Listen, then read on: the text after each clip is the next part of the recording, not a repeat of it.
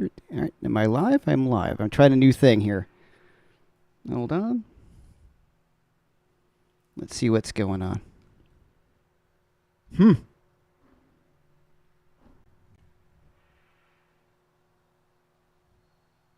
All right. Thanks, guys. Sorry about that. You guys see me okay, right? Everything sounds good? I'm trying a new program. I'm using something called Restream so I can bring people in. So, all right. Thanks for being here, everyone. Today, another beautiful day in New York City. Thanks for being here. A few things got going on. Once again, thank you to BV always for doing this with me. I appreciate that. A few things in house cleaning, as we call it. Of course, I have all my courses on sale, my TrueFire courses. You can go to my website, Jeff-McErlain.com, and then you enter Live 20 for 20% off. And all you people who joined and picked up my resource guide, really appreciate it. And don't forget to sign up for the live YouTube freebies thing. That's really cool because then anything I do on YouTube, you've got I'll put the tab and all that stuff in JM Guitar Lessons. Some cool stuff coming up next week. I'm going to do another live thing, so be if you're available next week at the same time. Wednesday at 4 p.m. I'm going to be here with my good friend Matt Schofield. We're going to be talking about some stuff. And he and I are going to be doing a live masterclass, a Zoom masterclass coming up on Saturday the 18th at 1 p.m. So it's like you guys who have been to my Zoom masterclasses, I'm going to be doing another one, but with my good friend Matt Schofield. So that should be a ton of fun. So definitely please pay attention to that. Like and subscribe. I'll be here next week with Matt. Go to JM Guitar Lessons. You'll see that up in the next few days. If you're signed into JM Guitar Lessons, you'll be on the mailing list. You get the super secret discount on the Matt and me course. Okay. Yep. So people ask, I got the prop guitar, the prop 335, which may be for a different video.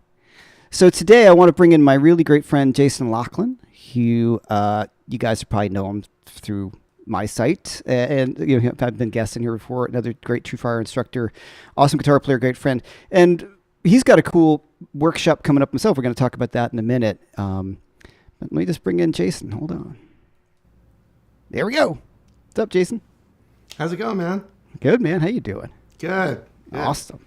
So this is working. Good. I think we're good. Everything's working with this program I'm doing. Thanks to my friend Ermanno Bonifazi for the use of this awesome program. All right, so today we want to talk about being prepared for a gig or be prepared for a gig. And Jason, you got a cool gig coming up. We want to talk about that because this is where this all kind of started. Yeah, I have like a kind of not typical month this month where, you know, I just have a bunch of gigs and I've been like generally pretty careful coming back after the pandemic to not overbook myself. And this month is kind of crazy, but one of the fun ones, and there's a bunch of fun ones, but one of them is playing with an old buddy of mine named Jim Boja. We're playing with the Fab Four, and we're doing McCartney's 80th birthday bash over at City Winery in New York City. So that'll be pretty fun. And I think Paul's playing the night before at City Field. So there's always those, will he come, will he won't? He probably won't. But it's always in the air, you know. Be nice. Yeah, it would be pretty awesome. We're going to do Maybe I'm Amazed and Jet. And I'm a huge McCartney fan, so I'm psyched. Yeah. So That's there's no gig prep involved with those tunes. Those are like tunes I've been playing, you know, forever. Right. So low pressure. It's just going to be fun. Yeah. Great. And Jim Boja is a great singer. Incredible singer, and you know, one of these people in my life that like you're the same way, that just kind of opened a bunch of doors to me. He's an incredible guitar player too. I can't like overstate his guitar playing enough. He's one of my favorite guitarists. On tons of records, playing with like, you know, Amy Mann and every like commercial you've ever loved and TV show theme, like from the like Smucker's finger picking commercial of like the 80s, you know, to like that new show Extra, where the extra that voice comes in. That's Jim. It is. Yeah, he's just on everything. And he was like this great guy when I was young, that kind of brought me into the whole Philly scene, and, you know, got me playing with Ray Yamagata and Amos Lee and Ben Arnold and Mike Viola and the Figs guys. And like, that's really all because of Jim throwing my name into the hat for so many things. So he's like a big brother, Cool. super talent. So it would be fun. I first heard him sing. I was working with Line 6, and they did the Dream Rig. Remember that thing, which was the Oh, vaguely, yeah. Well, it was the. This is a great story. This is just a fun guitar story. It was the guitar, whatever they call that guitar, that did the different tunings, and it had a banjo sound, and the Variax. Thank you. Yeah, Variax. Yeah, the Variax, and the HD 500, and I had this whole thing worked out. Which I remember when you had that.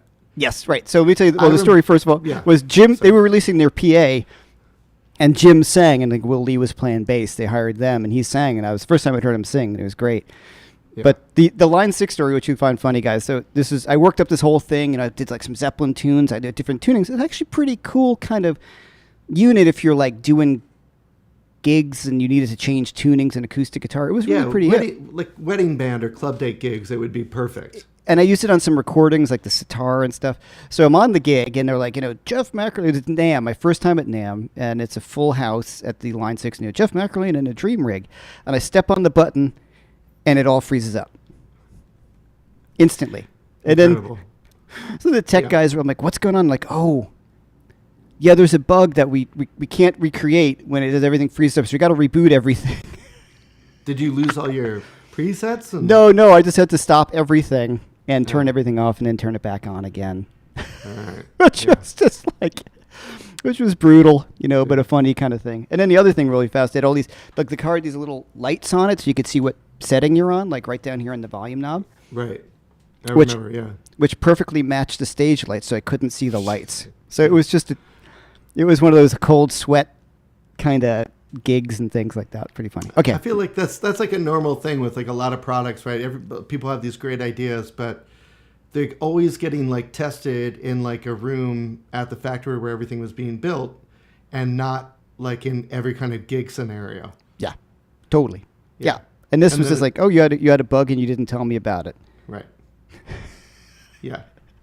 So if you took it on a gig and didn't know, you would be screwed. But this was like the big release of it. Anyway, okay, that was that I'm talking about me. So, all right, so go ahead. So yeah, got the gig with. So how do we prepare for a gig, or how do you get ready for that gig? Like, what do you? Yeah, that's it's like funny. I think we take this for granted after like so many years of doing gigs. I'm gonna take one of these years out so I can hear a little bit better. But try to pull you. You come up with you come up with. Sorry. This is me. I'm just going to stick to this view. There we go. I'm just leaving it. You could put me in the corner. You put baby in the corner. Nobody puts baby in the corner. It's funny. It's like I've developed this checklist without ever like actually, consciously like making a list in my head, from years of doing this. And when we were talking about this, I had to kind of stop and think for a minute. It's like, what are the things I always do and the things I consider? Because I never really like wrote it down or thought of it as a list.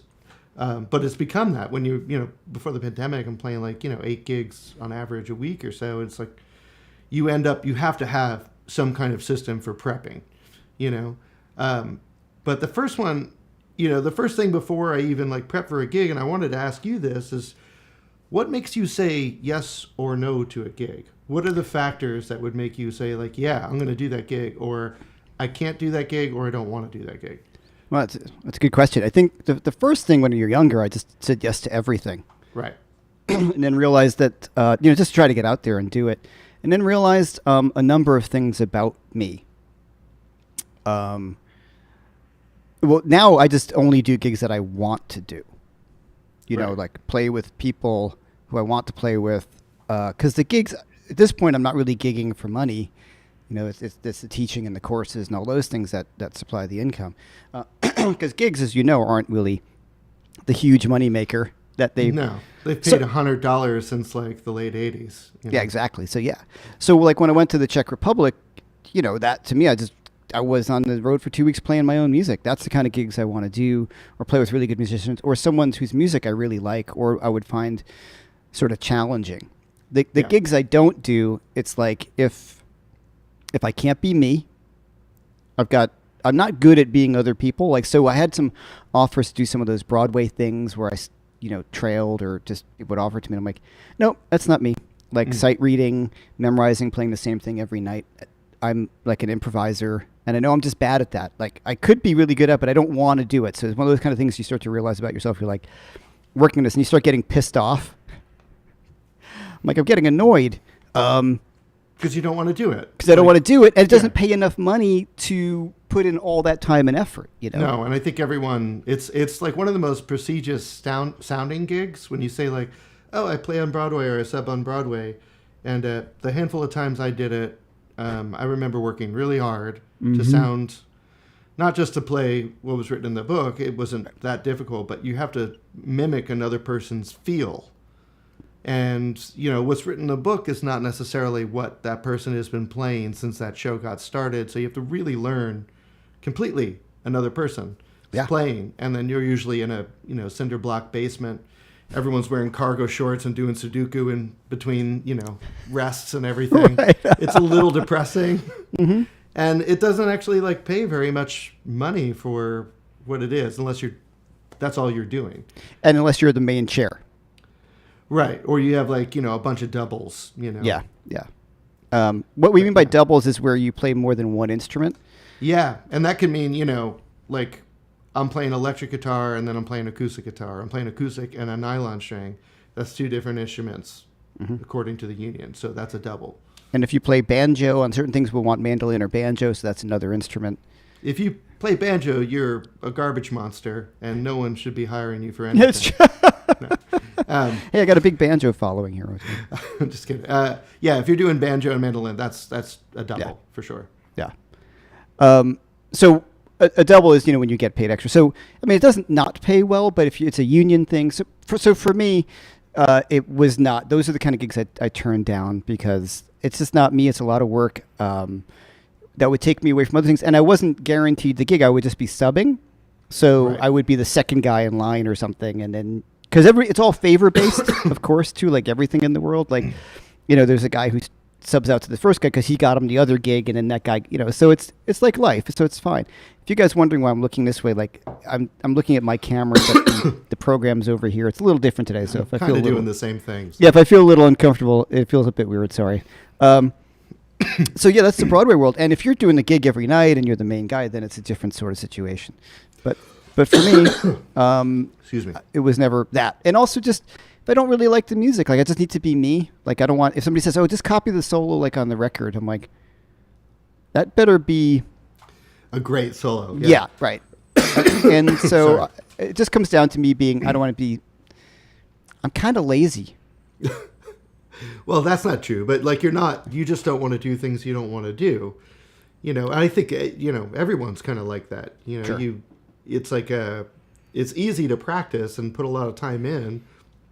If you're passionate about something, and you love a certain style of music or whatever it is, you could sit and play for 10 hours a day and you'll be comfortable with all sorts of tedious activities associated with it. But the second, something is aimed in a different direction than what you're really into, it's, even if it's easy, you're like, I don't want to do any of this. Yeah. What about you? What are your criteria for? I have to say, it's changed after the pandemic for sure. But this month I took a bunch of wedding gigs, which I never do. Mm-hmm. I'll do a handful pre-pandemic a year where I just sub for people. And I took 3 this month because I knew I was going to want to take a bunch of vacation time in August, and I was like, some extra bread would be great. And it was all local stuff. It was all pretty easy. And this one band that I play with it's great. It's there's charts for everything. They're great charts. I only have to read through a couple times and make some notes. But it's basically a reading gig. So right. it's pretty easy. And you're kind of in and out in 3-4 hours. A bunch of those, this month I was doing some money gigs because, I wanted some extra bread, but usually I'm kind of in the same boat where all my money is coming from teaching and courses and all that kind of stuff. So I'm not going out to play gigs for money normally anymore. I'm doing it because, yeah, same thing. It's like I love playing with, I have a steady monthly gig over at Skinny Dennis that I do, and I love doing that gig because I get to work on classic country and do a bunch of singing, and then I'll play with like random artists here and there. But I kind of limit it to only doing a few, maybe a handful of gigs a month at this point. Well, at one point, we were all doing tons of gigs. Yeah. And then, you kind of lose, you do all these gigs, and that's, where you make very little money. I don't want to sound like we're bitching. It's just the reality of the whole thing. When you're, early 20s, and you're like, yeah, I'll play for $100 and get home at 4:00 in the morning. And, what really one of the big shifting moments for me was when I had a family. I had an infant who, like, he didn't care what time I got home. Yeah. Right. And my wife works, a straight job, whatever you want to call it, So it was me, so I'd get home at 3 a.m. and be up at 5:30 or 6 and entertaining an infant. You know what I mean? Yeah. So it was. So at that point, I was like, Crazy. this is really kind of crazy. And, but that's not to say we don't like gigging. It's what I appreciate the gigs now more because I do the ones that I want to do. That's how I am with it. It's like I say yes to the gigs if it's going to be if it's something that's going to push my playing Yep. and keep me in shape. So I'll do a handful of country gigs. I'll do some like jazz gigs. I'll, just stuff that's like, just kind of keeping me like out and playing, because we all know like you could practice as much as you want at home, but like, that doesn't mean anything. You have to be practicing on stage, practice performing to be better at performing. So I definitely want to always maintain a certain, schedule with performing to make sure I just kind of stay in shape. And it makes me want to practice more, so I have something to be accountable, to, where I have to show up and play well. So that, or if it's not my gig, then it has to be a gig where all the players are great. It's just going to be a great musical experience that I'm going to like walk away and feel great about playing music, and feel great about this decision and, to stick with playing music, even though it's not the most profitable thing in the world. Right. I envy us. The other thing I think about, like when I say yes to a gig, is I always think about like how much prep does it require? Mm-hmm. Do I have to make charts? Are there charts? Do I have the time to do the proper amount of prep so I could show up to somebody's gig and kill it? It's obviously it's always great when someone's hiring you for you. Yeah. That's always kind of preferred. And every once in a while, it's super fun to, go play McCartney music and play the solo from Maybe I'm Amazed. Like that's different to me. Like I'm totally fine doing that. Or this wedding gig where it's like it's kind of fun to like really learn a lot of those solos or get some of those sounds, and it's all like R&B and funk and stuff like that. So it's totally fun to kind of do that. But most of the time, I want to do something that's for me. And if all those are like a yes, and I could step in and I know I could be prepared for whoever's hiring me. Then that's when like all the prep stuff really begins, right? And like that's like the first thing that I do is listening. So put together a playlist or whatever it is, and I want to just start getting my head in the music, and I'm probably listening to those tunes like once or twice a day, the whole set list. And I want to like make sure I do that as soon as possible, because you can only get so much out of cramming for a gig.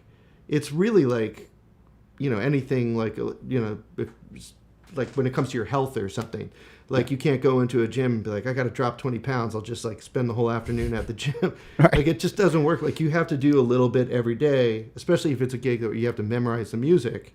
So that's when I start, like I put together a list, I'll listen. I kind of make a mental note of what tunes are going to require a little bit more work. And I'll do a lot of like active listening where I'm listening for the intros, like, oh, that's a lopsided intro. That's like a 7-bar intro or something. And in the third verse, that's when the rotary guitar part comes in. Third verse, rotary guitar part on that. So it's a lot of like, for me, I'm like very visual in how I memorize. Maybe, I'm sure that's not special or anything, but I almost kind of like see a chart in my head, and then I have little like notes, like that third verse, rotary guitar, Yeah. If it's a gig where I'm having to memorize a bunch of music. So I'll do a lot of listening like that. And then sometimes I'll kind of run it through in my head without the music and kind of like recite it. It's like, oh, I got that 4-bar intro. Then it's going to be that verse. The progression is this. It's 8 bars long. Then you got that pre-chorus that starts whatever. Like I'll talk it through to myself. That's the kind of stuff that will help me with memorizing. And then if you're making charts, like charts are great. Like I mean, in New York, because normally we're doing so many gigs and so many different kinds of gigs, it's kind of impossible to memorize all that music, and it's just acceptable here to read charts on stage. Yep. And most people in New York are very good readers. So the other great thing about it is it's easy to make notes on the fly. It's easy to transpose on the fly. It's easy to like, hey, the bass player doesn't have a chart for it, airdrop, them a chart or something. Yeah. And then like if you don't play with an artist or you don't play that gig for a while, or you're playing another gig where that cover gets called, you have it in your iPad. It's like, yeah, I know that tune. Let's do it. And you could just go right into it without a rehearsal on stage. So go ahead. Just the one thing I remember, I posted some video of me playing with the trio or the quartet, and some guy like lambasted me on YouTube for having charts. Oh, come on! He was like really kind of a jerk about it. Like, that's so lame. You have charts on stage, and like I don't want to pay money so you guys read charts. And I'm like, it's a one-off gig. Yeah, tell the Philharmonic. Yeah, exactly. With a bunch of guys who are, I'm paying and are my friends. And they would rather perform better because they have the chart in front of them. Like, when we were in the Czech Republic, we had some charts in the first few days, and then afterwards, everybody was off the chart, and it was great. The charts were more like a reminder. But, yeah, in New York, I mean, charts don't bother me anymore because I know the reality of these aren't bands. Like, you're not in a band, and, you're not touring for like a month, still reading the chart of a pop tune.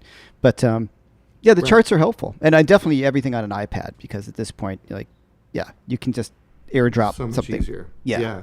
And it's like we're also like we're not talking about like playing a big stage at a theater or an arena or somebody's like showcase for labels or a CD release, a record release party. Right. In that case, like if I'm doing like one set with somebody, whether it's my music or somebody else, like I'm memorizing. Right. Because there's more of a performance aspect to that. There's more of a show kind of thing. Mm-hmm. But, for just a trio gig or a covers gig or something like, or you're playing like a jazz gig or original music gig, I mean, it's very typical to see some of the greatest jazz musicians in the world reading charts on stage. Like, that's totally normal. And this idea that if you're reading a chart, you're not like really into the music. Right. And I just kind of go, well, you're not very good at reading a chart then. Because I could be super musical and read a chart. Right. It's just you can't. I get it, but I can. I mean, if it's a theatrical gig, I could see that. You know what I mean? You're like if you're on stage with, like Angus playing with my friend Angus with the Trans-Siberian Orchestra or something. You can't have a chart. You're under. Yeah, it's not appropriate. Right. You don't do that. We're talking about like this. It's not all live music isn't one thing, right? There's all these. It's all different. Every kind of performance scenario is totally different. So just anybody has questions, please ask. And also I want to bring up, just while we're talking, Jason, you got a workshop coming up this weekend. BB wants to put the link to that one. It's a masterclass. There it is right there. Do you want to talk a little bit about it first and we can kind of go on? It's a sales pitch. Steel guitar chords for guitar. So basically it's using a lot of like lap steel guitar voicings on guitar, which is that very classic kind of country steel guitar sound that you hear on early Hank Williams records or a lot of like early Western swing. This kind of like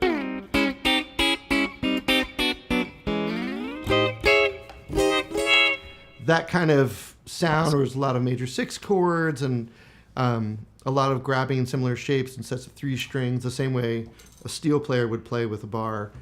So we're trying to get inside of that harmony and capture the steel guitar sound, and more so the lap steel guitar sound. So there's no bending in this workshop. It's all just chords. Oh, cool. But it's a lot of fun tricks, like the volume swells and tone swells, and a lot of like Speedy West kind of weird tricks where you're slapping and hammering onto the strings. I don't know that one. Speedy West's great. No, I know Speedy West, but I don't know. I've never thought about that trick. Yeah. I mean, Cool. I think that's probably the only context I use that one in. But Sure. yeah, it'd be fun. We're going to go over like a bunch of basic concepts. We'll do like a little like simple etude at first, and then there's like a more complicated etude that I've been sharing on my social media that people can check out if you want to kind of, listen to it so you get an idea of what I'm talking about. But it should be fun. I know you've been doing these a bunch too, and it's It's been great. I mean, awesome to hang people out been with digging it. everyone. And yeah, go ahead. Yeah. I just love doing it because I prefer teaching live and you get the interaction and everybody's kind of the feedback. So it's been fun. Yeah. So a lot of you guys have been in my master classes that I'm doing through jmguitarlessons.com, and then you got Jason's site. It's funny. Like usually I get the chat, but I got the chat right over here. Okay. I'm going to ask a few questions that are coming through. All right. Hey, Hermano's here. Thanks, Hermano Bonifazi, who was so helpful earlier getting the sound going as usual. So let's just say the shout out to everybody. Michael Borrell, what's going on? Thank you so much for being here. Of course, BV Paulo. Hello from Milano. Excellent. Jason Carter. Michael Letchford. Hello from London. Richard and Sarah. Sons of Sound. It's Jeff. What's going on? Yeah, thanks for everybody being here. All right, so let's get to some questions. Matt Gibson. I think I might have said Matt Gibson. Deja Voodoo. Here, I'm getting this out. Blah, blah, blah, blah, blah. Okay, Earl Warrington says he loves your playing, really appreciates it. You could probably see some of these, so thanks. Oh, thanks, man.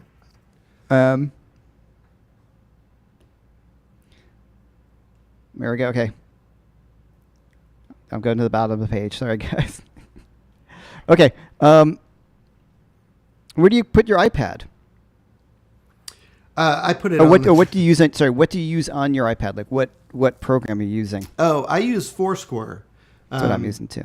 It's great because there's you could attach all these buttons to it, so you could have a metronome on there. You could have the track on there. So, for instance, like for like a first dance kind of thing for this wedding, it's like I have to like kind of kick everything off with guitar. So,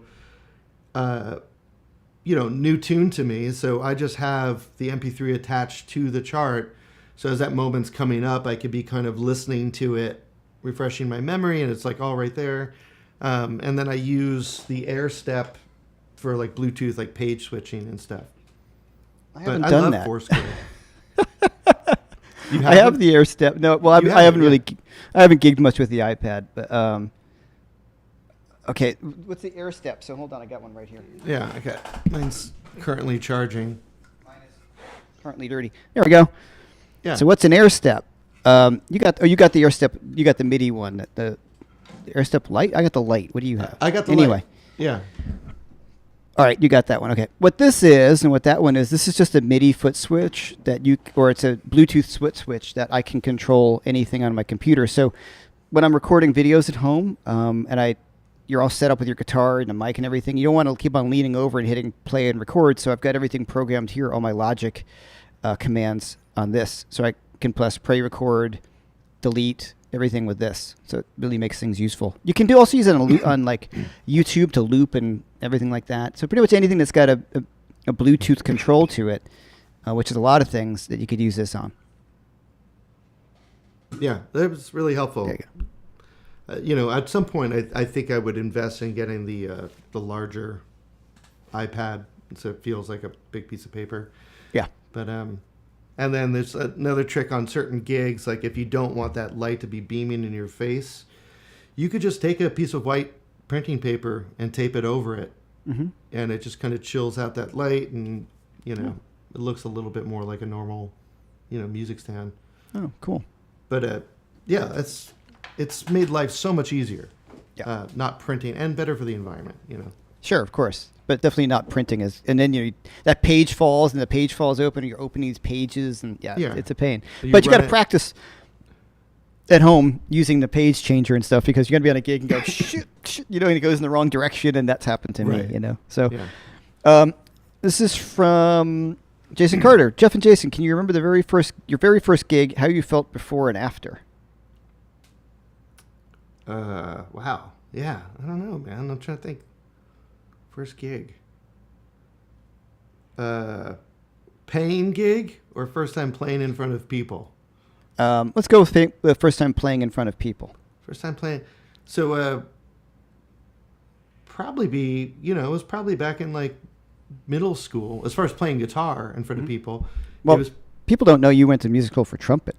I went to school for classical trumpet and composition. Yeah. Yeah. So a lot of performing as a kid, and as a always studying guitar that whole time too. But I think the first guitar gig, I think it was like some banquet or something, and it was probably in middle school. And I remember I played guitar and with my friend Dan Decker, who was playing bass, and we played Brown Eyed Girl. It's bad. I mean, first gig. Yeah. What else did we play? It was like a couple tunes that we played in front of everybody. Right. And I have a photo of it. That was probably the first one. Not didn't pay anything, but that was the first time I got in front of people with a guitar and started playing. I remember mine vividly. Okay. It's quite a story to it. My first real gig was at some night with a friend of mine's band at a local Catholic school in the cafeteria, Okay. And we were playing the Devil's music. Yeah, we were playing Iron Maiden tunes and Sure. Ozzy and all that kind of stuff. And then the singer was so nervous that he went off stage, and he was so nervous at the whole thing. He kept on spraying chloroseptic in his mouth, in his throat. I don't know. It was like 8th grade, man. Just as like a nervous tick? I don't know what he was doing. So then he goes off stage and like throws up because I guess he was so nervous. Oh. And he's on stage, he's singing, and he's like screaming. And then like in the middle of this set, he's like, "I can't do it anymore, guys," like all dramatically. Like, what? And then the other singer from the other band came out and saved our butt and sang the rest of the set. But it was one of those moments, and I was so nervous after it all going south. We were supposed to play Purple Haze, because you did that. Sure. And I played the lick on the wrong strings. You're right. Of course. Because I was so nervous. So that was my first gig.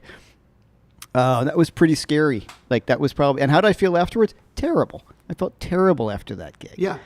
Yeah. And then, because, there's so many things that can go wrong. It's a learning experience. Very rarely, especially in your first gig, you're like, that was awesome. Like, maybe...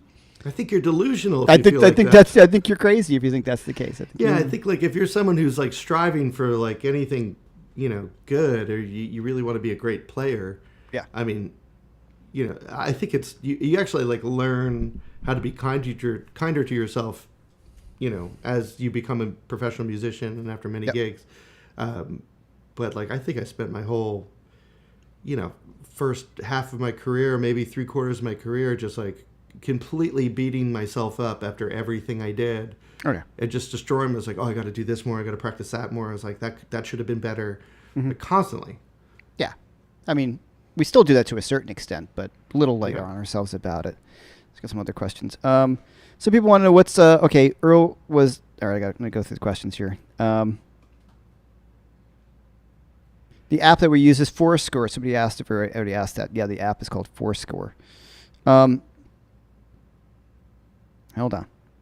Okay, Jason, this is from S.E. Nesbitt. As a country player, once I got major pentatonic, basic double stops, and pedal steel bends, what would you recommend to level up?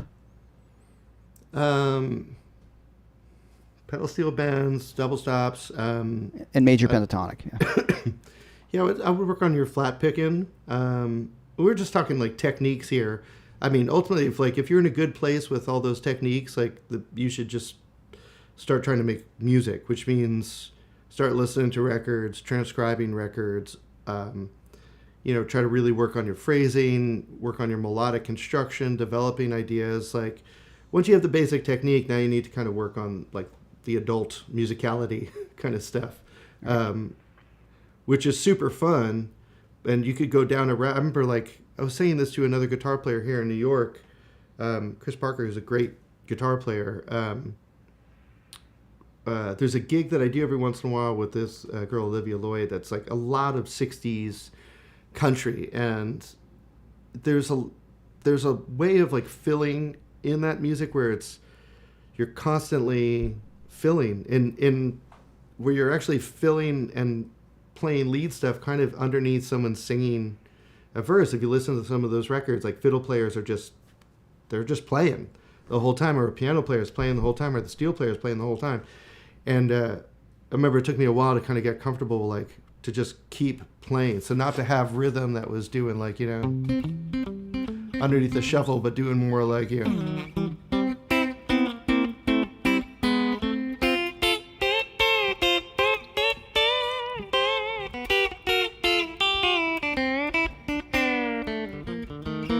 where you're just kind of soloing the whole time. And that took a long time to kind of be comfortable doing and find the way to do it. Mm-hmm. But these are the things, after you kind of get the techniques together, you start working on musical concepts like that.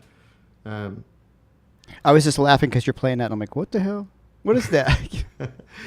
Which is a whole vocabulary. It's a total vocabulary. I think of McCartney a lot when it comes to that, just to bring it back around to him for a second, like with a lot of these country players, and it's a very kind of specific era of country and way of kind of, filling behind a vocalist. But McCartney is like so melodic on bass, right? And it's like kind of, what people would call a busy bass player. He's just a lot of movement, but it never sounds busy. It always, he is aware that all movement comes from bass in a band, and he's super melodic and propels things forward and changes the feels, but he's doing it as a singer, so he knows exactly where, like, his lines are not competing with a vocal, where he can jump out, where he needs that movement into that bridge. And he was like somebody, oddly enough, somebody I thought of when I was kind of working on that stuff was, him and a couple other players were just like, they have a way of playing against the vocal that doesn't compete, but you're still playing against the vocal. And as like, we're all taught right away, it's like, don't play on the vocal. Right. Play in between.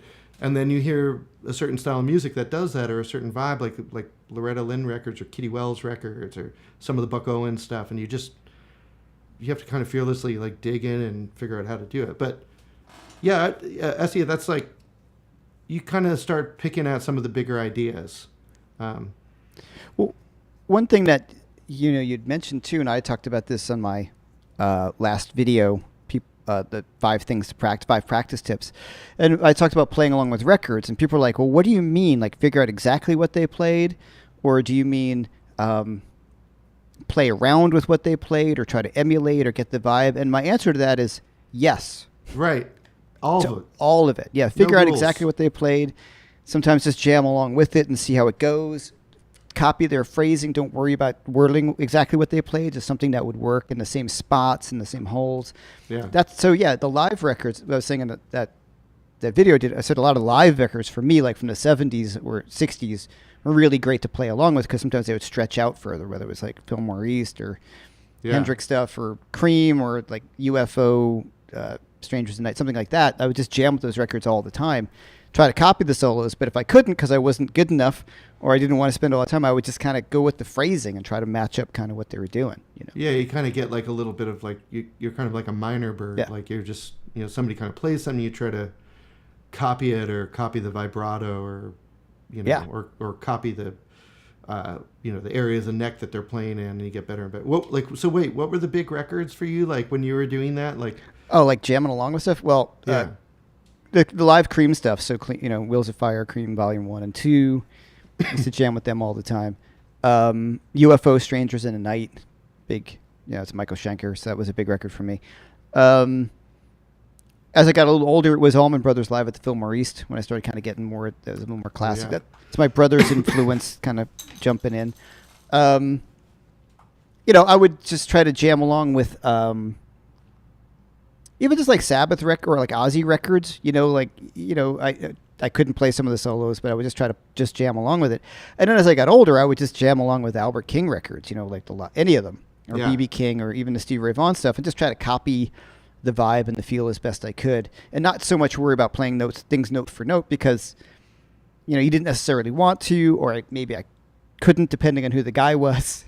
Yeah. But it was more like, how where that phrasing goes and how they interact. So that's it. It's kind of like, we were just talking to Essie about like, you're learning how to copy a mood. Yeah. you know, and a vibe, like you said. And it's like all the other stuff you could kind of figure out over time. Like, you know, you can get your technique together, you can learn what scale it's using, but I guess that's the difference. You could always tell those players that, like, he didn't live with records. They learned all the scales, they learned, you know, everything from books, teachers, playing with jam tracks and all that stuff, but they didn't learn how to, like, really copy the feel and sound of, like, Harrison or Clapton or Schenker, or, you know, what is the vibe of, like, if you're on a session or you're playing in a band and you have to, like, write a very Sabbath, like, riff, like, that's when it shines. Like, that's when you could tell, like, oh, you listened to this, like, you know, all the world, like the world where those records live in, and how to kind of invoke that thing, you know? Right. You know, and if you're talking even just something simple, not, well, you know, like I don't know what my settings are, but, you know, like, you know, like, you know, to those kind of Clapton-y phrasing, which is part of what I do, you only really got that from playing along with those records and trying to match it up and just go for the feel of it, because it's the only way it's going to happen, you know? I had that record. I used to play along with, I still have the same record that I've had since I was like 11. It was a B.B. King. It's like a red and blue. It's the one that The Thrill Is Gone is on. Is that the name of the record too? I can't remember. I don't know. I'm terrible with record names if they're not metal bands. Yeah. That record, especially, like, I would play along with it, and, like, where he would, I remember that's the first time I would start really thinking about accents. Mm-hmm. Where it's just like he was kind of like accenting every kind of downbeat with, and it was like, oh, that's how you get that kind of bouncy thing. Mm-hmm. But, like, that's one of those things that you could learn this, but until you go and putting that, like, weight on the right notes, like, you can't get that unless you're kind of, like, playing along with the record. Yeah. Well, same thing I was talking to a student about. For me, was one of those students, like, how blue can you get? The studio version by B.B. King. He's got that. Yeah. Then.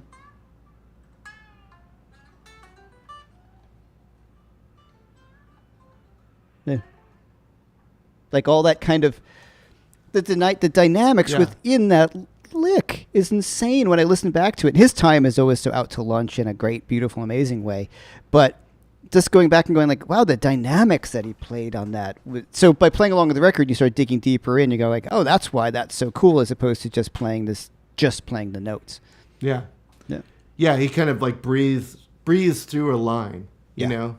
So it's, there was some online educator I saw teaching somebody a lesson, and maybe it was at, like, one of the NAMs or something like that, and great guitar player, but he was explaining, like, oh, how do you make your picking better when you play? And it's like, you know, we'll make everything, like, even. Every pick stroke should be the same dynamic and say even. And I just immediately had, like, this reaction, which was like, ugh. Yeah, like, that's wrong. That's just wrong. Maybe for certain things, but it's like, that's, you know, well, that's a it was weird that way to interview with play. Pat Metheny and Rick Beato, where he said, I try to think of each note as his own thing. And that's really important. I thought that was a great way of putting it. And I think about it the same way. Just as we're speaking to you, we're not talking like this the whole time. Yeah, everything's got its own inflection, especially if you're playing blues or something that allows you to do that more. Right. So, Rory Lisbon, what year is that? What year telly is that? So actually, that's your custom telly, isn't it? This is the one that the signature telly is based on. But, okay.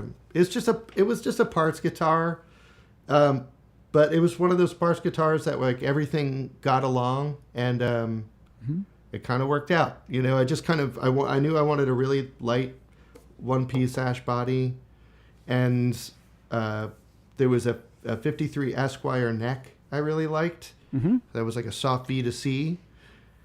And so I had, like, a copy of that neck, and, you know, just get all the hardware. I mean, honestly, like, I think I put it together. It's probably 8 years old now.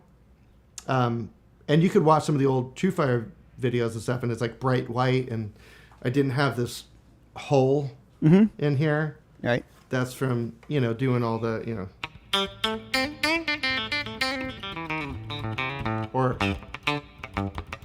just being back here all the time.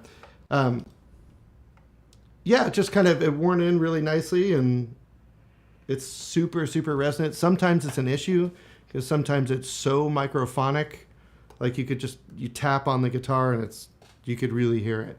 Part of the magic of the sound of those things sometimes too, though, right? Yeah. It is. It's just an issue if you're loud and you're standing really close to the amp, it's going to squeal. Yeah, sure. So as long as you're like a few feet away, it's kind of fine. But no, it's a great one. And then the ones that Lou is doing, Lou Feminella, they're awesome guitars.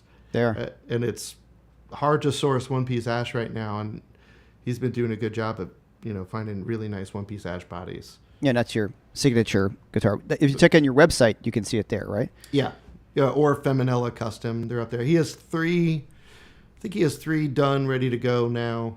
But yeah, they're great guitars. I think I paid I don't know, it was a parts guitar. I think it ended up costing me $1,500. Yeah. And I've gone into some vintage shops where there's just been walls of Blackguard Telecasters, and you go to play them and you're like, well, these are all really good guitars. Yeah. I wouldn't trade my guitar. I still think my Telecaster is better. There's something we talk about it every once in a while with Fender instruments. Yeah. It's got to be a really special vintage Fender to make me want to throw down some money, because at the end of the day, they're all parts guitars. It was the one I did on buying my dream guitar. Some people were like, hey, any vintage guitar is going to sound better than a new guitar. I'm like, I don't know about that. And also, for you to want to get a vintage guitar for that kind of money, that guitar's got to kick your butt. That guitar's got to make you go oh my gosh. So when we talk about that one, you've played, that one was like that for me. It's just a great guitar. And you and I have gone to plenty, guitar safaring for somebody I work with, and we've been no. Right. Remember we went to a store in New York here. We tried out it was a 58 gold top. Usually they're 57, but this is a 58. Yeah. And it looked great, and we played it, and it was just heavy, and it was really bright and not resonant at all. And no, it was a dud. It was just it wouldn't be a guitar if it was $1,500 that I would pass on it. That's what I was saying, yeah. And so the guitar, and we played a bunch of another 63s or 64s. You play, I'm like, yeah, sounds good, but not, $30,000 good, Right, but there are exceptions. I feel yeah, I agree. With Fenders, it's a little tougher to find the exceptions, as opposed to Gibson. I feel most vintage Gibsons I pick up, I feel there's just a better ratio of the ones I pick up that I'm like, this is a cool guitar, right. Or this is really good guitar, and it's especially when we're talking 50s Gibsons, 40s Gibsons, they're great. And then with Fenders, it's a little tougher, but your Strat is that exception. It's this is just better, It is, yeah. All right, so we got a bunch of other questions. Okay, got to go back a bit. What backline do we like to use here? Let me see one. Let's talk about that. Okay, what amps do each of you prefer, frontline and backline, or just using amps on stage old school? Okay. What amps do you each prefer, frontline and backline, when using amps on stage old school? Okay. What do we mean by frontline? Let me see. Okay, what amps do you each prefer front? This is Earl Warrington. I think frontline, and I think tick control for golden retrievers. For my dogs. Yeah. And backline when using amps on. Well, what I do, and you and I have had some fun discussions about this. Usually, if I'm on the road, I ask for a Hot Rod Deluxe or a Hot Rod Deluxe, because they always sound the same. They're pretty universally all. There's so many of them, and I know what I know what I'm getting. Right. It's a great pedal platform. Right. So you could get it. You could usually get them to right where you want. They're not going to fart out on you because they have tons of headroom. Yeah.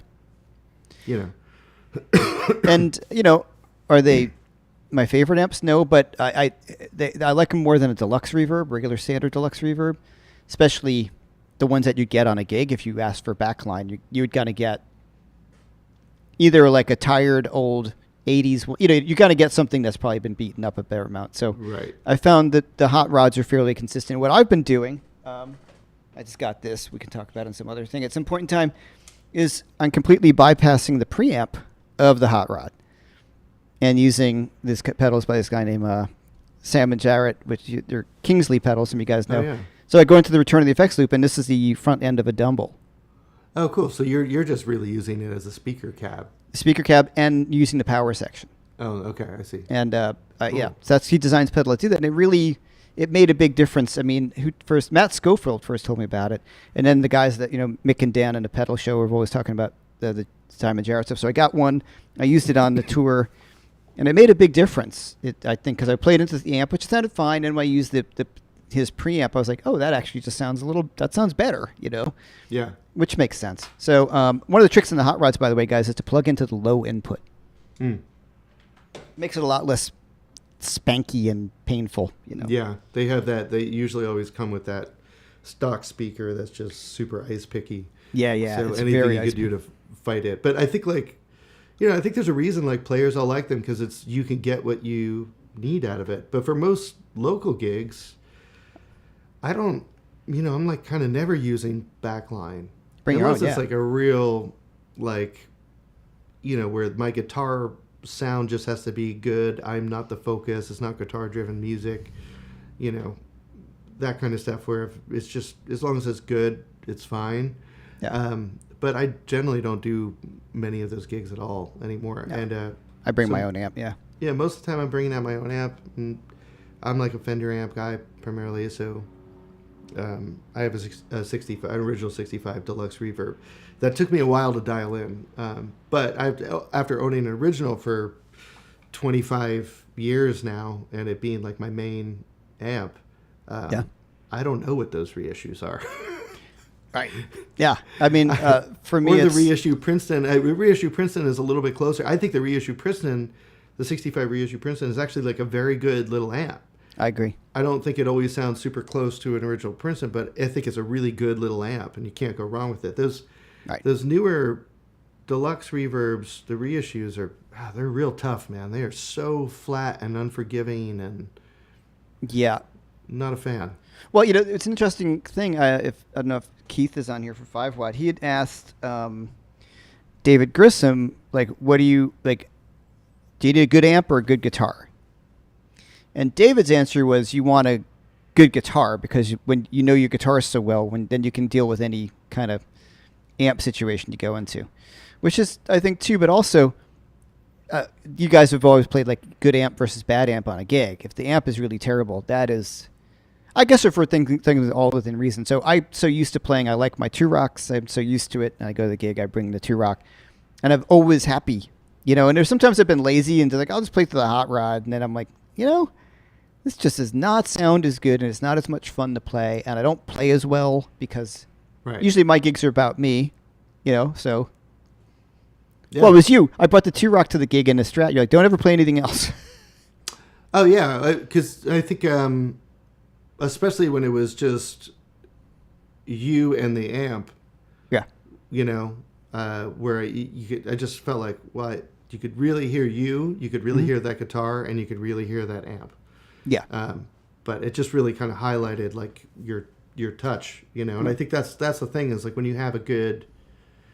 I mean, I see what David's saying, and I agree, because I think music doesn't care, great music can be made. If you're in a situation where you're just making music and you're not expected to nail guitar sounds, but you're just more of a improvisational kind of situation rather than a song driven situation, instrumental music. I think in that case it's I'll make whatever work. If I have a good guitar that I could just get around on, I'll find a way to make that amp part of the thing. Yeah. I'll make music out of that. I'll take whatever's weird about it and you just lean into it and make it work. Yeah. And just go, no, this is the voice now.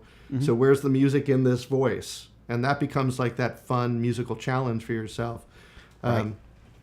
So yeah, I get that, but it's if you're on a gig where you're expected to be delivering.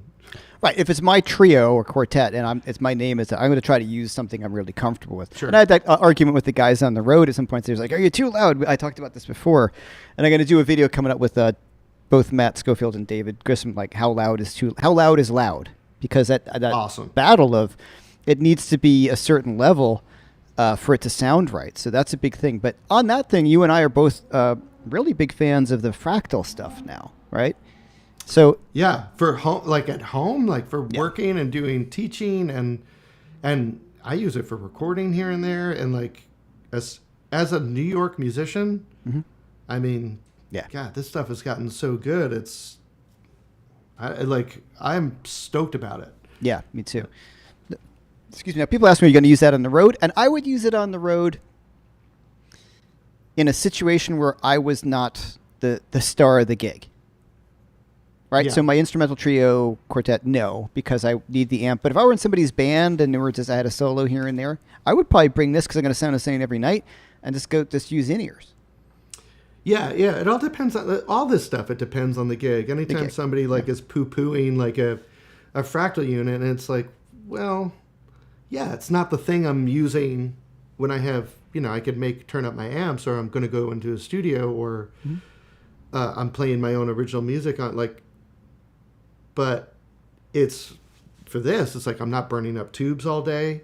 It sounds, all this stuff it sounds so much better than it did, and anyone who doesn't think so doesn't own one, and hasn't seen how far these things have come. And as somebody who has owned a bunch of old vintage Fender amps forever, if I can get it to sound like the thing, and I go like, hey, this is super close, it just sounds like the difference between one amp like this and another from the same year.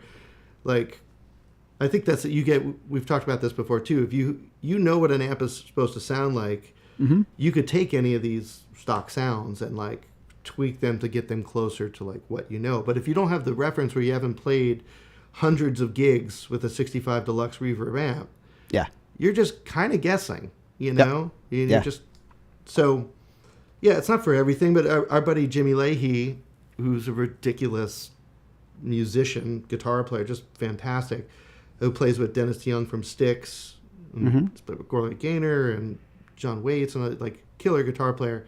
I've seen him with, I think we went to go see him with Styx one night. I think so. Right? Yes. Yeah. And, it was kind of a nightmare because they're always using backline Marshall amps, and it's... You just don't know what you're going to get. And some of them suck. They're terrible. Yeah. But they switched to using the fractal units, and the sound quality, the show too, was just amazing. It sounded killer. And, he's super. Any gig where you're using in-ears, why not, man? Why not? Yeah, I agree. I just realized some people say when I was playing, I couldn't hear my guitar. That's my fault. We had some connectivity issues with getting feedback, so that's my fault, guys. So that's me. So I didn't realize you couldn't hear my guitar. So I couldn't hear you either. That's why I was like, it sounds great, man. Oh, interesting. Awesome. That's the best I can hear it here, which is funny. I know exactly what happened now. So sorry, this is all on the fly. I've got to be the sound guy at the same time. So this stuff's always really crazy. Everything works great, and then suddenly something starts feeding back, and you're like, what is that? Right. So it turns out the way I was feeding. User error. You guys don't need to know. Anyway, but thanks for letting me know. It's hard to kind of... there's a bunch of weird things happening. I'm using this program, and usually all the comments come up on the program, right? And they're not. They just stopped. Oh. And then when I go to YouTube on my desktop, it's blacked out because it's feeding into this program. So I have to look at the questions on my phone. So usually I can see warnings as to hey, I can't hear you. Yeah. So it's anyone live, who thinks guys. this stuff is kind of easy, or the troubleshooting is easy. It's oh my god, it sucks so hard. I'm just it's it's we're guitar players, we're not meant for that, but it's kind of amazing how what a pain in the ass this stuff can be. I mean, we're all psyched to do it because we get to hang out with everybody. It's great and it's worth the trouble, but when it's not working, you just. Oh, well, my friend Armando we were on for an hour trying to troubleshoot this. And then obviously the guitar didn't make it through my guitar didn't make it through the troubleshooting. So, all right. Okay, great question. Strong Black Coffees, thanks for waiting. You asked a question a while ago. I'm auditioning as a lead guitarist for a band, classic rock cover band, in a few weeks. Yeah. It'll be my first time ever with a band. Any tips apart from practicing until my fingers bleed? You want to take that one first? Yeah, I would say if you haven't played with a band, I imagine you've been playing with the records a bunch. But I would say, I mean, there's a bunch of things you could do, but the first thing that comes to mind, just the thing that exposes any weaknesses you might have the fastest is play the tune top to bottom without the recording. Yeah. You know, where you're just kind of playing almost like somebody just sold the guitar on the record. You know, to see how well you really know the forms, you really know those parts. And then record yourself, you know, and go through and just make a little like list of like, hey, when I play Beast of Burden or when I play Whole Lotta Love or whatever you're doing, it's like that. There's this section, you know, listen back, make a little note like this section. I didn't know it as well as I thought. Or this was good, but that guitar sound is a little too bright. I got to like dial in that guitar sound a little bit better. You know, that would be the first thing to do. I think that would be super easy that you could get a lot of good change out of right away. Mm-hmm.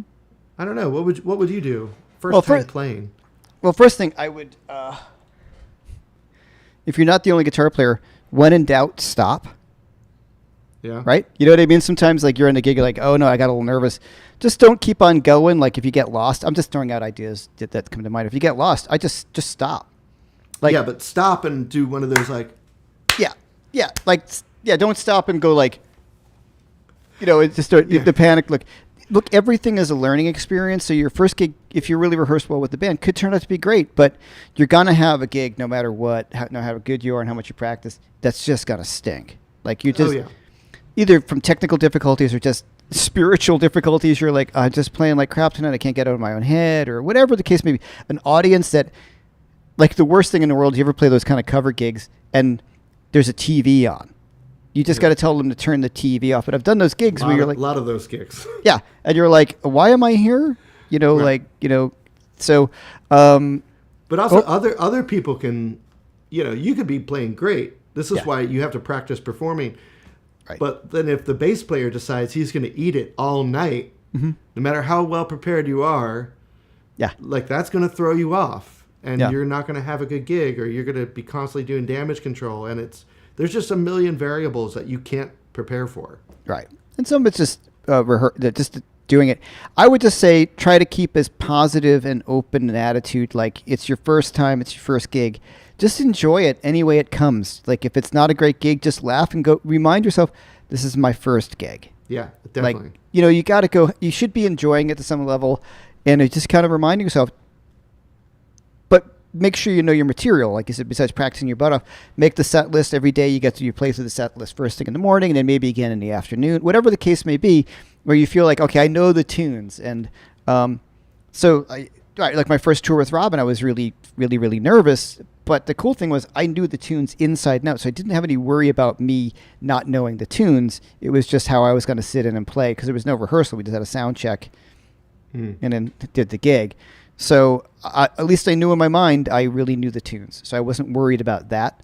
And then the rest of it, just whatever way it goes, and you got to kind of roll with it, you know? Yeah, and I think like the best, you know, if you're playing lots of gigs, like, the way that I stay positive when, you know, everything is kind of going to shit around me, when that happens, I just kind of go, what's the lesson? What is the lesson happening right now? Because every gig, you're learning something. So it could be like, oh, I'm, you know, playing a bunch of, you know, R&B music and the bass player is just right on top of the beat the whole time. Mm-hmm. I'm just fighting the whole time. So how do I make this cool? Or what's a cool way to communicate to this guy in a real positive way that might help the situation? Right. Or do I just have to learn how to like ignore that and still try to have fun? That's a lesson. Like always looking for like the lesson. Right. If you do that, then you're constantly practicing, you're constantly learning. So it's fine. You know, you're walking away with new information. So it's not a failure at all, Yeah, and another thing that was kind of, if you have if something happens, like your sound isn't right, or your amp goes down, or your pedal goes down, or something. Well, I just am just going like, well, if life gives you lemons, make lemonade. Like, okay, this is the way I have to play now. Like, I don't have any overdrive. Okay, then I have to alter the way I play the guitar to make it through the rest of the gig. Yeah. And that could be fun if you're just trying to look at it like look, if you're playing a thing that demands all this, of course. But you know what I'm saying? If it's a situation you're playing and you're not like, just enjoy what's going on and go, okay, this is suddenly a challenge now, and I got to figure out how to do this. Yeah. Yeah. Yeah. I think the last one I had that went wrong was actually not that long ago. I bought this. You can kind of maybe see it back there, but I bought a Marshall 18-watt combo, and you called it. I told you. Be careful of the transformer; it's going to blow. And I'm like, all right. And I was like playing at home. It sounds pretty good. Like all right. So I'll probably get a few gigs out of this before that happens. First gig. Luckily, it was like a low pressure kind of gig. But first gig, and it just sounds like I'm playing a Maestro fuzz pedal, the entire time. And it's not that kind of gig. So yeah. And the headroom on one of those amps, too. Yeah. And so then it becomes like we were talking about before. Would you ever rather have a good guitar or a good amp? So like, okay, that's my amp. This is my sound. Where's the music? Right. How do I make music now with this? Because there's always a way. I always feel like there is always a way to be super musical and make it cool. And that becomes like the magic trick. How do I make this disaster be kind of awesome? Right. Yeah. So, yeah, it happens. And I think I told you maybe another one of these that we did like during the pandemic when I used to play with Jim Brewer, and we were playing the Wacken Metal Festival, and had like a good first gig going on a couple acts before the Scorpions, who you just saw the other night, who your friend plays with. And then the next night we played like a smaller stage, and it was the most Spinal Tap moment ever. It was like, I'm in Germany. I'm not traveling with my rig. I just have a pedal board, and like the head goes just on stage, and I'm like looking at pedals. I'm like clicking everything on and off really quick. It's not the pedals. So I'm turning to the crew, and I'm like pointing, it's like, kill the amp. And it's just like a bunch of guys going, like, useless. Yeah. So like as I'm walking over there, I hear some German fan, go Spinal Tap. And it just keeps happening. Like I kill it, but then it won't go away. And then I have to it takes forever. It's just one of those like, God, this was going to be so cool in my head. This was going to be such a good time, man. Like, but there's nothing you could do other than laugh and go, this is what it is. It's just, right. Most of the time it's great. And then other times you get thrown under the bus with. Well, let's talk about that for a second. We're going to run long. You got 85 people here. Thanks so much for hanging out. We're happy to kind of hang a little longer. First of all, once again, if you want to check out Jason's webpage, his teaching site, which is called The Inspired Guitarist, right? Yep. And Beaver can put the link down there again. And he's got a workshop coming up this weekend on pedals. Tell me the name again. I'm sorry. Steel guitar. Because we discussed the name of it. For guitar, so like getting the country lap steel sound on guitar. And it's Sunday at 1 p.m. Eastern Standard Time. But just like with Jeff's master classes too, it's like if you can't make it, that's cool. I'll have it, all uploaded and everything, probably that night or so for you to be able to watch it whenever you want. No, not just pumping his workshops. I've worked with Jason for years, and we've been friends for many years. And we first met at the National Guitar Workshop, and one of the things why we became friends, besides just getting along, and musicians have that same kind of sense of humor, was I was always impressed with how organized and what a good player and teacher he was. And that's really important to me, that, somebody's teaching, I take it really seriously, just go something like this. And your workshops, you have like everything is tabbed out, the background tracks, just tons of stuff. So I check one out. So good, check it out, and that's what he's doing at this weekend. And for me, next weekend, the same time, we're going to have Matt Schofield's going to be on, and he and I are going to be doing a masterclass that following weekend, this Saturday, the 18th, and that'll be on sale pretty soon. And if you join my website, which is YouTube freebies, you go over there, the link that BV can put in there. That puts you on my mailing list, and you'll get. We're going to try to do like a little bit of an insider thing because I have to charge a little more for that because there's two of us, and so we want to get everybody in there at a price they can do. So, all right. Yeah, that's so fair. let me go to some more. Yeah.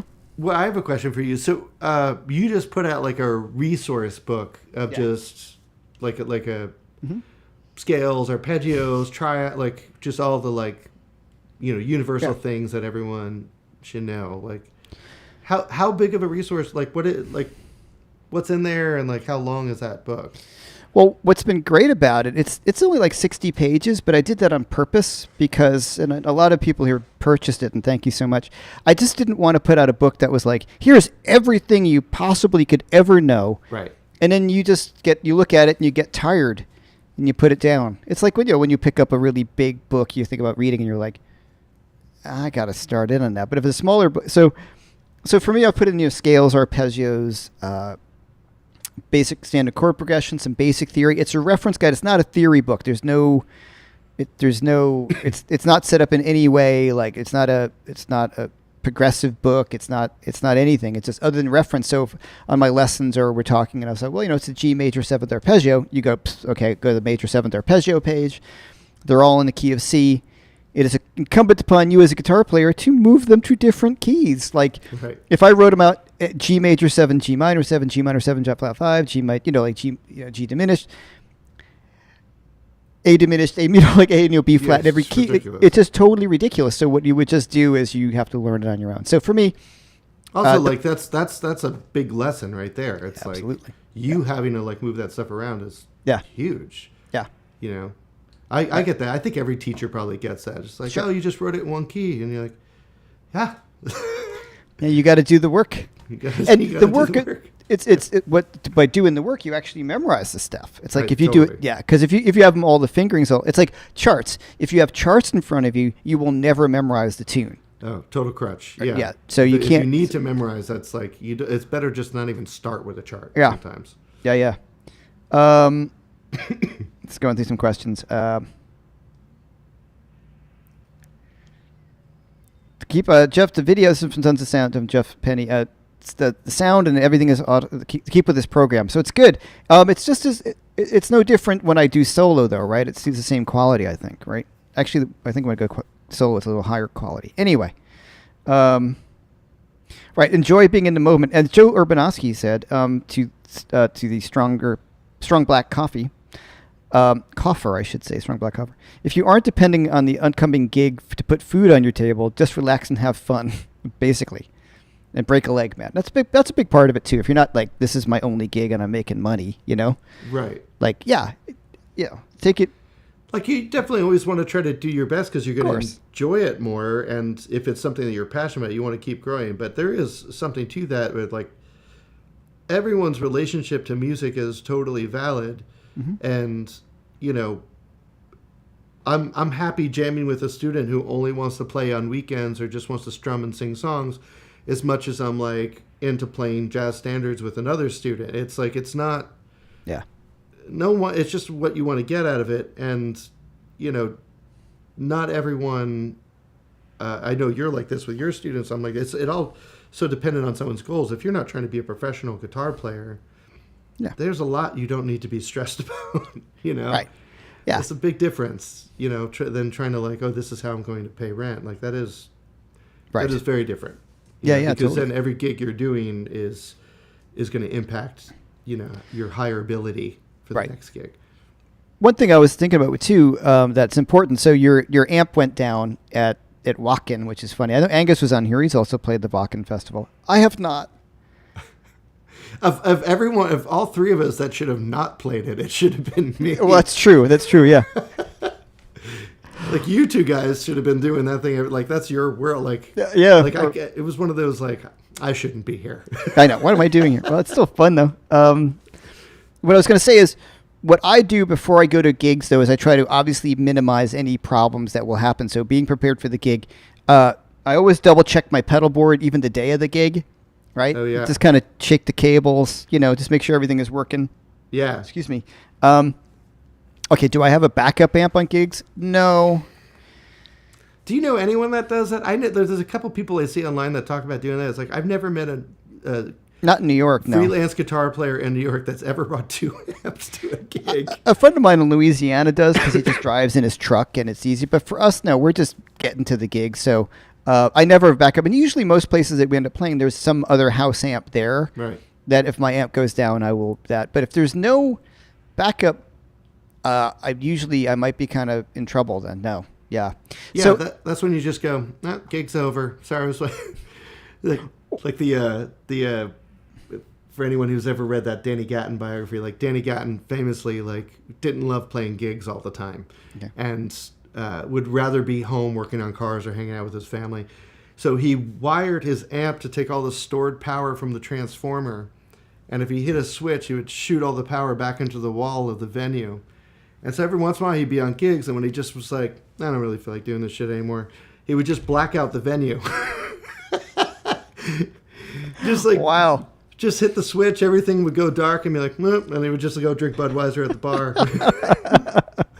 That's awesome. One thing I would, line 6 stomp is useful as a backup. Yeah, right. So there's all sorts of things like, okay, let me put it this way. It's from David Dare Parker. What's up, man? Haven't seen you in a while. What's awesome at this point is there's all these little small powered units, So we could, there's the quilter stuff. There's a quilter like block. My friend Rob Bailey, a friend of ours, uses that on gigs. So those are something if I were doing gigs a lot outside of town, I would probably have one of those. Or for a tour. Yeah, I could see. Yeah, that seems really smart to me. If I were to do another short tour, having something like that would be great if your amp goes down. But you just don't have the space half the time to take 2 amps. It's just, Oh, I can do this now. Check it out. Angus Clark. Oh, I forgot I could do this. I just brought 2 amps to a gig. Yeah, I forgot I could do I figured out what's going on. The only people, I think the people who are subscribed are the ones who I can see. So I'm learning this program. So here we go. Here's Angus. I just brought 2 amps to a gig last month, but that's the second time I've done that in my life. Well, you were doing the gig. If you want to talk about the gig, Angus, you were doing that. What was the reason? Well, he was doing a rockabilly gig, right? Right. Was he doing stereo? And I think it was also you were just not too far away from the gig and you drove your car. Yeah. So, and it's a big production, that gig. So I think, in a perfect world, but I think the big difference would be, and Mark Martel, I brought the Moore Micro Day Tripper for backup for my atomic amplifier. Right, perfect. So the things that we could do now, if I were on the road doing the gigs that Angus is talking about, that Mark Martel was a Queen thing. Is that Mark Martel, the singer? Yeah. As opposed to, yeah. Nice, man. Yeah. I did that church gig with him where we did the Queen tunes, right? That's right. That was crazy. He's a fantastic singer, yeah. Yeah. So, so nowadays there's things that you could do, right? These things did not exist when we were younger, but be loud enough. So, yes, I do have an HX Stomp. There's things like that you could run into the front of the house, which is great now. There are all sorts of things. Right, or I could just bring my Fractal on the road as a backup and probably... But that in the middle of a gig trying to set that up, what I would usually probably do would be to have the power unit and you just go with a solid state power amp and plug into the speaker of your amplifier. Right. That's what I would probably do. Let's see what else questions. Yeah, David, it's a time difference. Of course, yes. He's in Australia. Great photographer, David Dare Parker. Check him out. Really impressive. Like real, dangerous place photography, wartime photography, really great. Oh, cool. Yeah. Trying to think what else. Okay. Yes. Okay. So simple, like ridiculous things. I always have a change strings. I usually have a preamp tube change. I usually have a different preamp tube, and if I might have a power tube. If one goes. I have those in the back of the amps. Yeah. And a fuse. Because sometimes you might fuse in my guitar, but yeah, I have those basic things definitely. Right. Okay, so yes, that's the backup for me. Is I always have a change of tubes, one preamp tube. The trick with the preamp tube, you got a noisy preamp tube. Something's happening. You just take that one and you change it with a different one, because the V1, like the first one, is the one that's going to go the first. They're going to go the most. Takes the most abuse. So if things start to squeal and you tap on a tube and it's making a lot of noise, you just pull it out and change it with the number 2, and you're going to be fine. And that's an old trick anyway. And then the sometimes there's a spike in the club and you blow a fuse. It's happened where a fuse is gone and nothing wrong with your amp. It just happens. So yeah, and don't is everyone loves to go like, oh, I just throw some aluminum foil in there, like or like, from a piece of gum, the aluminum is like, don't do that. Yeah, don't do that. It's ever. like, sure, it will work, but if you want to run the risk of blowing your transformer also, like, that's not a good move. Some Jason Carter, where I've never realized how many courses Jason has at TrueFire. The burden of all access. Got to dive in. So there you go. Oh, cool. Yeah. Yeah, there's a lot that kind of slipped through the cracks there. A lot of stuff to pick through. Yeah. So that's why you go over to the advancing. You go to the Inspired Guitarist or JasonLoughlin.com or JM Guitar Lessons. Yeah, what's nice about these master classes? I'm wondering I don't know if we've talked about this, but it's one, gets us to hang out with everybody and get some nice feedback and hear what everybody's up to and what they're into. But now that the two of us and like a lot of our friends are doing more stuff on their own and producing their own courses, it's kind of nice to just see what everyone's connecting with, what material people are connecting with. Like the master classes have been kind of fun to kind of see what people are responding to, what people have more of. And I know, like, for me, it's been this thing where I've started compiling like a little list of new courses, based on what's connecting on these master classes. They've been like a nice little like testing ground. Yeah, they've been great. And it also gives us the freedom to be like, try things out and be nimble. Like, oh, that went really well. People really respond to that. Because sometimes we don't know what people are really going to love. Something that you think is totally great, and they don't. It's always been the case, even with the courses that we put out in TrueFire. You'd put one out and you think, this is going to be great, and then it doesn't sell as well, and then you have the other ones. And so I got what were the courses for you that you were just like, I don't think this is going to go over great, and then it went over great, or the ones that you're like, man, I just made a really nice course, and then it goes over like a fart in church? Blues arpeggios went over well. Yeah, boom. I was like, wow, And then the one that was the bummer, the sleeper, is Solo Explorer. Like, it did okay, but when people say to me, like, what's your favorite course about playing rock? I'm like, that course. Get that course. That's how I think about it. And it's pretty funny. Some people, like, that one didn't do well. Or people, and it's a weird thing. We found there's a lot of artists, like, people were clamoring for a beginner course from it. I put out a beginner course at TrueFire, and it did okay. Didn't. So you never really know. But the one that I thought was going to do really well was the Solo Explorer rock course, and they came out, and I was like, oh. Yeah. Yeah. And I don't know why. We got a top chat. Thank you so much. So we get that question there. I've done gigs that were covers. But I have a chance to play with a singer-songwriter to do. Do I just go with the flow, or should I put some riffs, etc. together? Okay, so does she have songs already?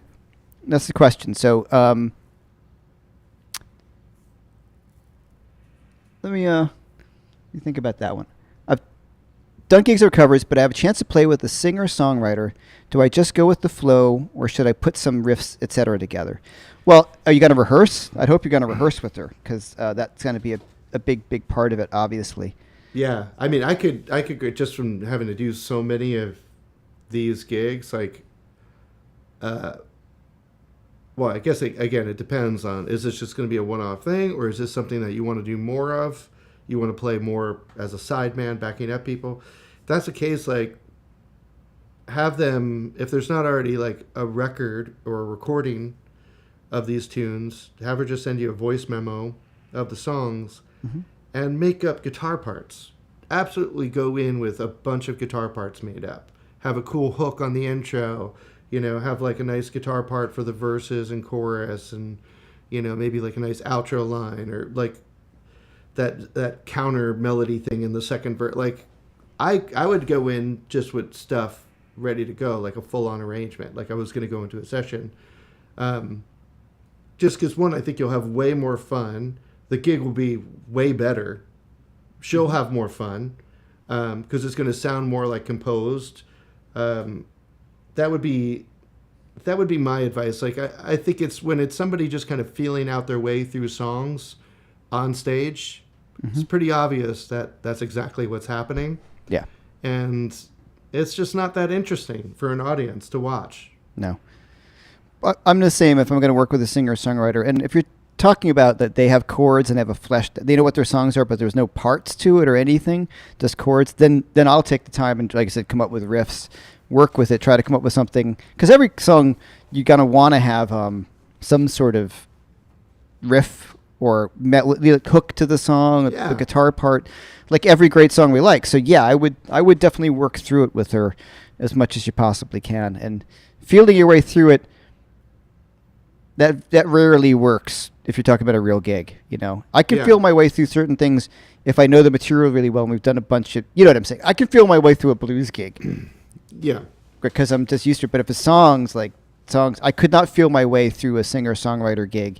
I would want to rehearse at least a few times. And then I would write and record the rehearsal and make notes and all those kind of things like that. Sure. Yeah. I think it gets it definitely gets easier if you're used to doing exactly that a lot, like you're used to writing guitar parts.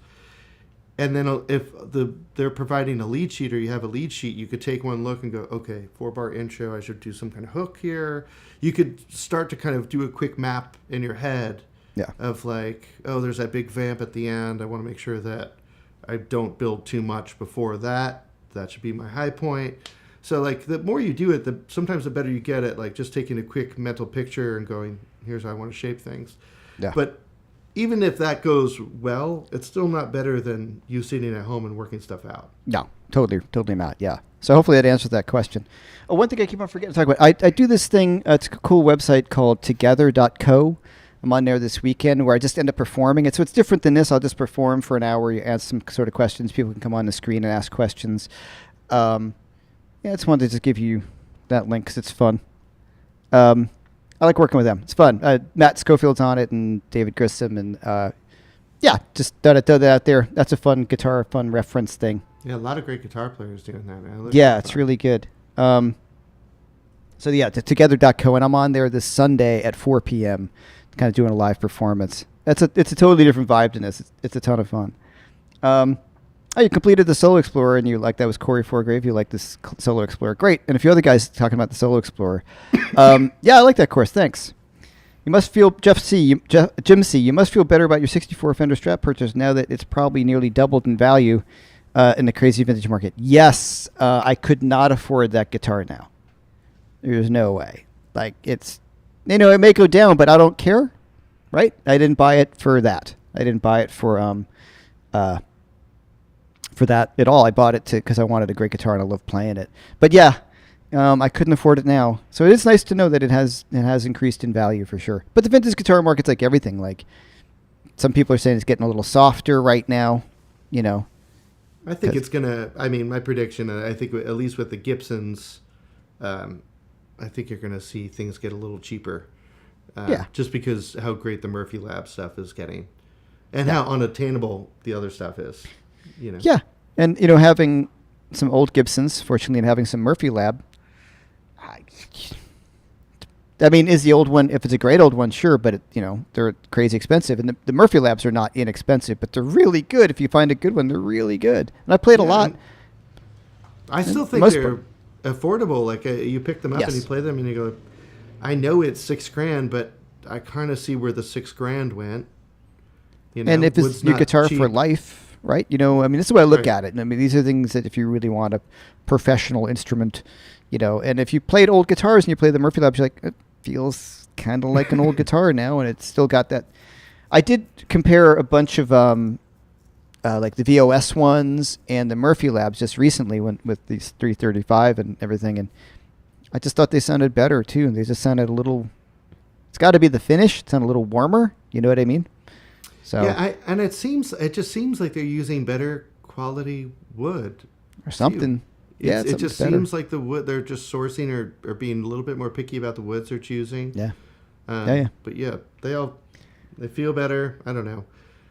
I think the thing that is going to shoot up is probably arch tops because Yeah, they stopped making them. they stopped making them. And man, when you find a good old Gibson arch top, holy smokes, it's like nothing. Yeah. Nothing compares. Jim C's asking Beebe, do you ever sleep? That's pretty funny. It's true. He's always working, Jim. That's pretty funny. Laptop on the Neve console as we speak, because you run a studio in Switzerland, I believe, right? That's where you're at. Oh, wow. What was the other question? I missed something here. What do you both think about P90s? I love P90s. I have P90s in my gold top. I just find them my favorite. slightly problematic on gigs because they're very noisy. That's all. Yeah, if you're playing super loud, it's obviously that's an issue. But, Right, but they got a thing, for sure. They do. That thing is, I love the P90. That's a great guitar. I love that it's a guitar. 53 175, and I love the P90s that I got from Throwback for the 69 Les Paul that I had. Those were killer. But yeah, it definitely becomes an issue if you're trying to play super loud. Yeah. But they're great. And I haven't had any luck with that humbucker. What is it called? Yeah, no, it just Humdebugger. Yeah, it just kind of makes things sound. It changes your signal. All right, this is from Michael Brody. You can see it on the screen. I forgot I can do this. Just Green Guitars today. Guitar page, $35,000 for a 64, but you said it was a 63. But only 28 for the 56. That means the 56 had work done on it. Something's wrong with the 56. Right. Because the 56 should be about 40 something, 50, right, at this point in this insane market. So it's probably had refin or something's not original. For that price, it's definitely not original. And that price for a 63, you said you changed it to a 63. Yep, it's got to probably be a pretty pristine 63. And also, Gruen is a top dollar store. Yeah, that feels, both of those feel high, or, not the 56 if it, but like that seems high to me. Yeah. No, it's high. Yeah, but that's what everybody's kind of doing right now, So someone said, Dan Lee was like, and the noise can't be fixed. There are silent P90s. I just haven't used them. And the only guitar I have P90s in is, the old gold top, the 53. I'm not changing.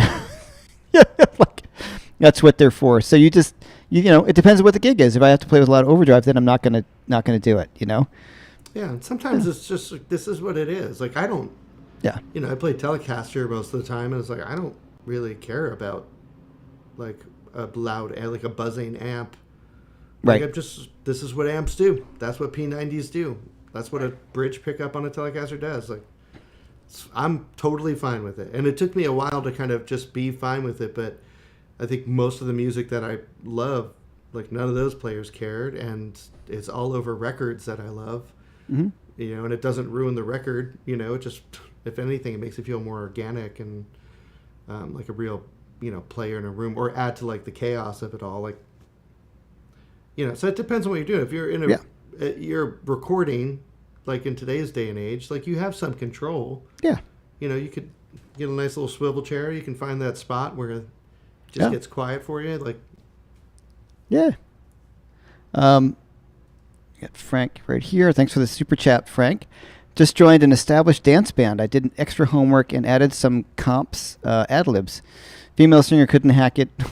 Wanted to play in rhythm guitar. Like, hey, some people can't handle it. Everything has to be exactly like the record. Thank you, Frank, for the super chat. Really appreciate it. I've had those gigs where they don't want you to play anything other than what's exactly what they're used to hearing. Right.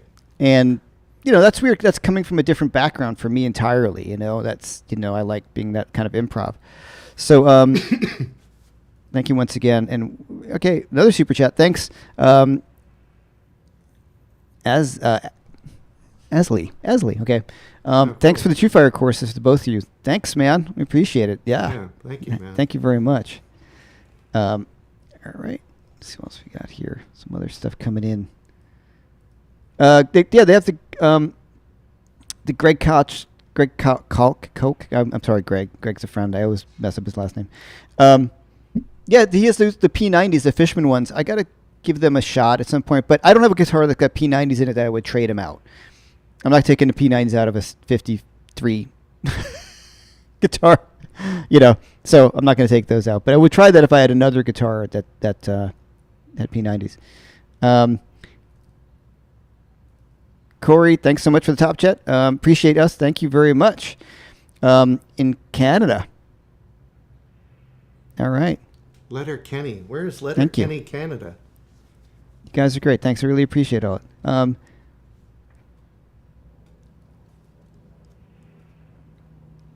How's Jason doing physically since his medical issue, or was this the subject already discussed? When you broke your arm? Yeah. Yeah, that made it sound more serious. Yeah, no, right. It was just you not just a broken arm, but I remember that you called me like, dude, I freaking broke my arm. I'm like, oh my god. Totally fine. Yeah. It healed pretty fast, and I had a really good physical therapist. So it's just back to normal.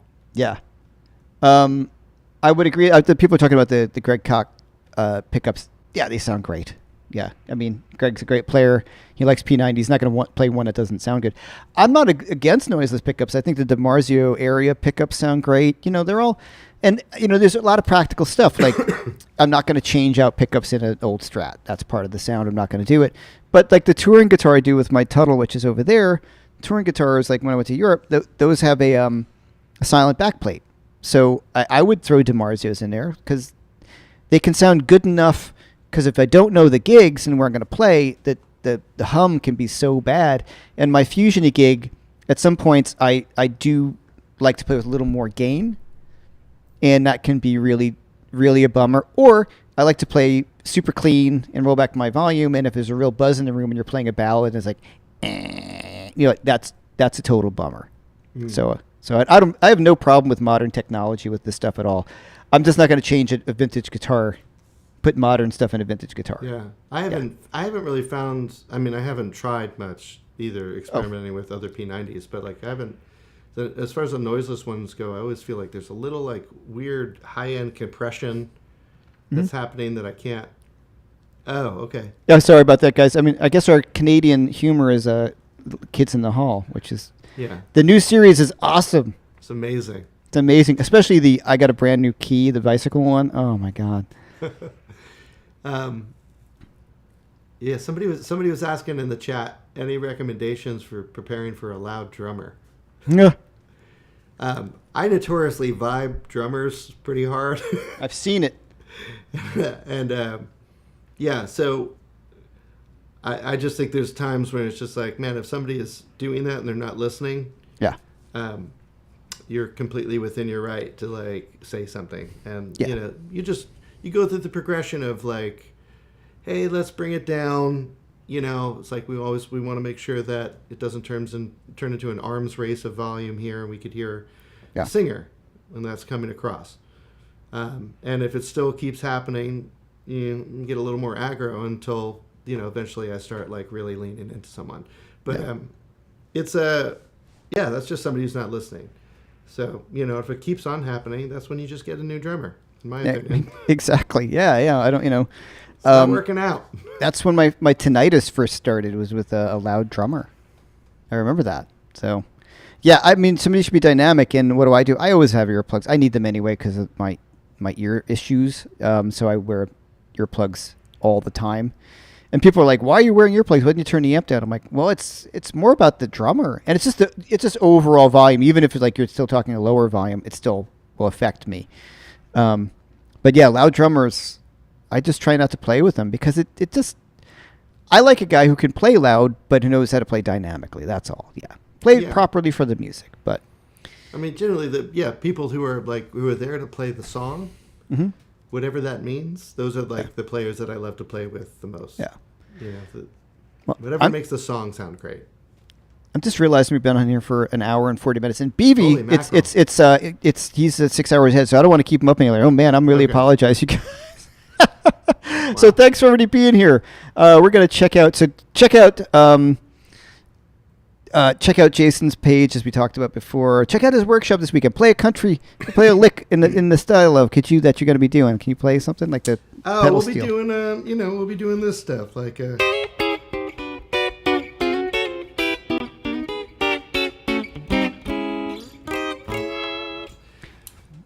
So a lap steel kind of style stuff, and we'll do like more fancy stuff too. But yeah, it should be fun. Right. We got a good group of people already signed up for it. So cool. Yeah, you should check it out. And I'll be here again next week, live, same time, with Matt Schofield, and then we're going to have a workshop ourselves the following week. On my jam guitar lesson. So check that out. Lots of cool stuff starting to happen over there. Thanks everybody for being here. Thanks for all the top chats. Thank you, BV, so much for all the help as always. And quick question: do you lose musicality sense when you wear earplugs? No, not when you use good earplugs, and not when you are used to what they sound like. I think they're fine. I don't wear ones that cover everything. I just have to bring the overall volume down. All right. Thanks so much, everyone.